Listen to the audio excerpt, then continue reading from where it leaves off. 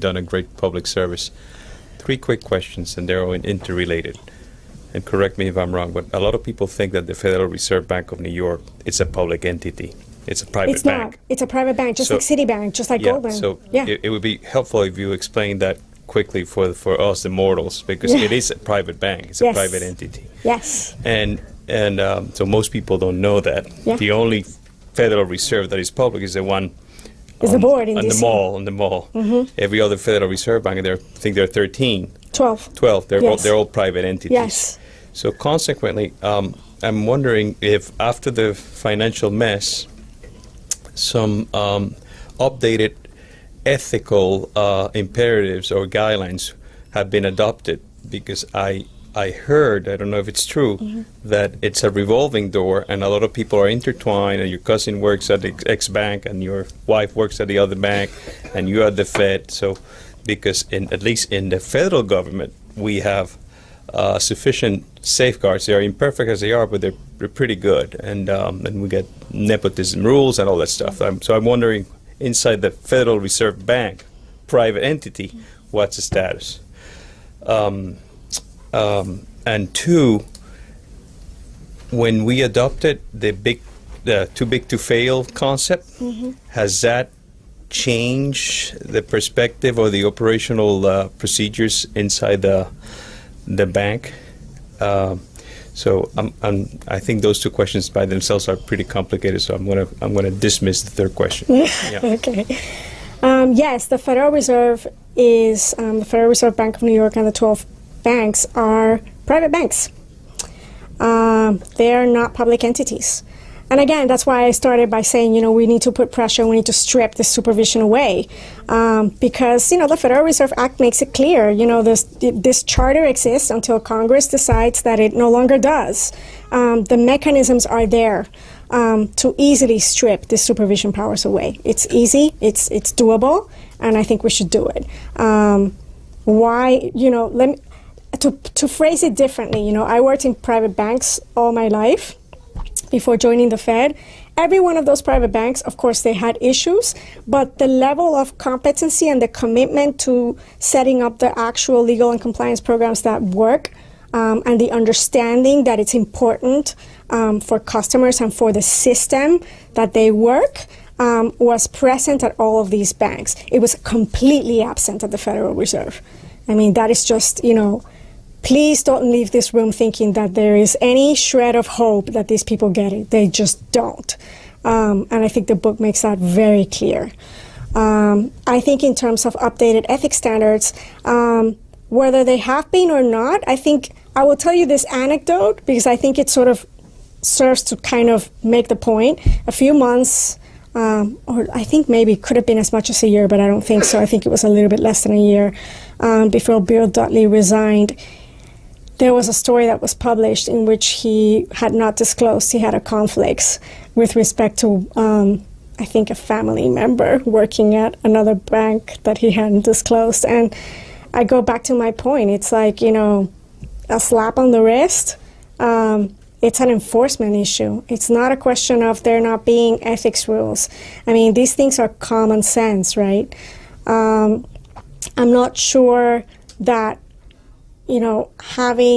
I will tell you this, there are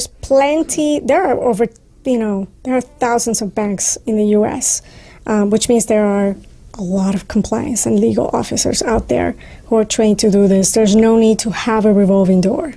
I mean, I think if you're going to go down that path, you can make this sort of create 2 parallel tracks that once you're a regulator, you're always a regulator, and that's it. I think that I can unfortunately see problems to that as well. Because again, if you don't have a culture of an appreciation for the rule of law and the importance of upholding that rule of law to give credibility to the banking system, then you're going to end up where you are right now.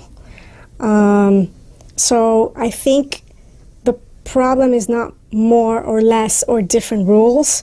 I think it's deeper than that. It's an enforcement problem and it's a cultural problem. I think it needs to be a commitment by people to say, we need to stop rewarding bad behavior in our daily lives, and that will trickle into, the community not rewarding bad behavior, and then the states not rewarding bad behavior, and then employees at the federal level not rewarding bad behavior. I think we need to begin to swing that pendulum. I think that's, I don't think that more or less rules are going to make a difference. I just had one question and a comment, I guess. I had read, that the financial crisis in 2009 was triggered by all these mortgages, that were then they were given to people that couldn't possibly pay them off, and then resold to the public at large, and so on. Does the New York Fed have any regulatory power over that kind of a thing? Because, of course, Tim Geithner was head of the New York Fed. He then became Secretary of the Treasury. After the crisis, during the crisis, another Goldman Sachs president was the Secretary of the Treasury. So that it seems to me it's, it's just kind of built into the system. But is that one of the, when you talk about regulating the banks, all the Fed people said, oh, well, we don't, we never saw it coming.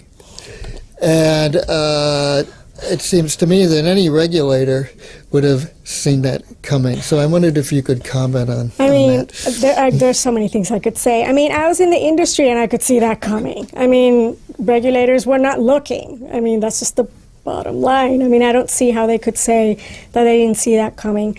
I think the short answer to your question as to whether they have the ability or the power to stop these things from happening is yes, they do. They have an enormous amount of power. One of the things that I talked about in my interview with This American Life was that I was afraid that coming in 3 years after the financial crisis, and let's put ourselves back there. When I joined and I did the interview, I didn't think that I was like landing in Omaha Beach on the first wave, okay? I thought that part was done. I thought I was coming in the third wave. We already took the beach. It's going to be safe to land. It's been 3 years. But no, it's like this was the first wave, people. And they quickly, and I show you in the book, they quickly shut this wave down. The intent was the opposite. It was the new people who got, it was a fake supervision by us, not by them. But the short answer is they have the power. They choose not to exercise it deliberately. And that's just not acceptable. It's not acceptable. It's not acceptable to me, and it shouldn't be to any American. Yeah. Yes, we do. And that's my point. It's like we don't need to wait for a Jesus Christ to come save us. We need to start saving ourselves, because it's in the collective action of each one of us saving ourselves that we're going to save the country. We can't sit back and wait. It's just not going to happen. I agree with you on that, but how do you make everybody wary and mindful of the need to do that? How many people will actually do that? I think that, to your second question, and that's my concern in a sense, is that I have a real sense of the desperation that is out there. And I know that this book is going to, the reaction by a lot of people is going to be to see, I knew I was right. And that can lead to places that are not positive. I hope not. That's not the point. That's not why I wrote the book. I wrote the book because I want this fixed. Because like I said before, I want to be that 82-year-old that walks to the park. I don't want to be the 82-year-old who's afraid to go out of her apartment. But I think we just need to be mindful of the fact that as a country, we are very powerful consumers, but the world is watching what we're doing and what we're not doing. And they are free to make decisions with respect to what they do with their money too, and how they hold it. And I think in an uncertain world, I think it's important that we make sure that the U.S. dollar is a reflection of the country, and that our banking system is a reflection of the country, and that we need to start putting pressure so that it reflects the actual majority of people. Because the majority of people in this country, they go to work every day, They're hardworking people. They want their money to be safe in the bank. That's why they trust the bank, and they want this to work. I think the fact that special interests doesn't change the fact that we, as the people, are way more powerful than them. I could be wrong, but didn't President Obama recently accept a $400,000 check? Was it from Goldman?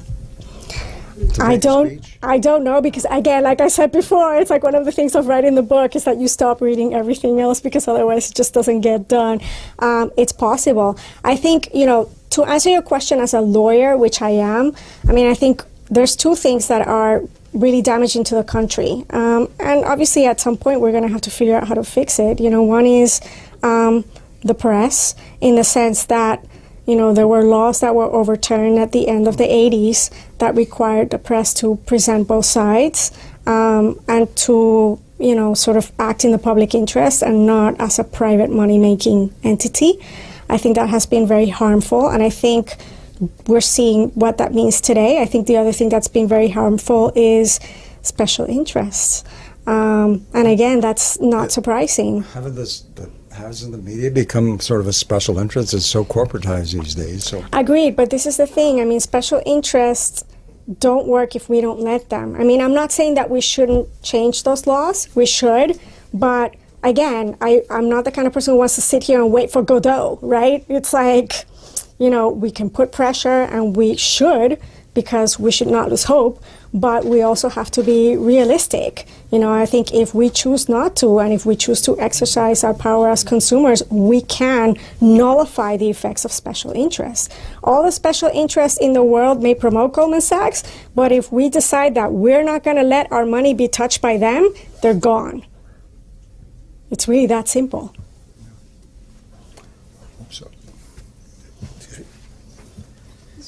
I have 3 points or 3 questions. Can you comment on Dodd-Frank? How is it good, not good? 2, I think all the big banks are subject to credit examinations now, and from what I understand, they all get a healthy bill of health. So I'd like to comment on that. Lastly, you could argue you had the Bear Stearns and Lehman Brothers, and you could have allowed a cleansing process where everybody went bust. And that's the biggest penalty. And then you would start fresh. What do you think of that as a solution? Okay, so to answer the 3 questions, I hope I remember them. Dodd-Frank. Okay, so Dodd-Frank, or Frank Dodd, as I prefer to call it, because, Frank wrote it, not Dodd. It gave more powers to the Fed, which is why I'm standing here saying we need to strip the power away from the Federal Reserve. Because look what they've done with it. Nothing.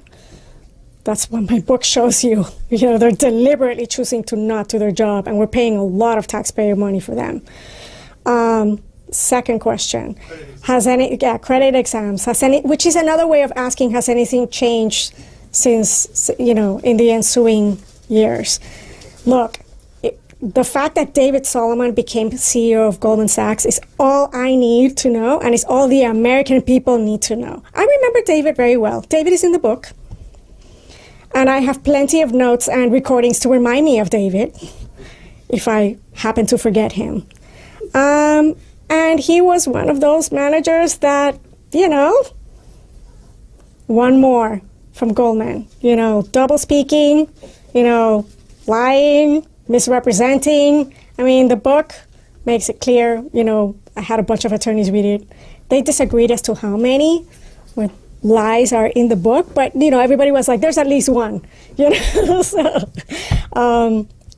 So I would say the fact that the Fed has the power to stop that from happening, and they didn't stop it from happening, tells you everything that you need to know about the credibility of those credit exams, if you will. And the third question? Lehman Brothers, Bear Stearns, and the cleansing process. Yes.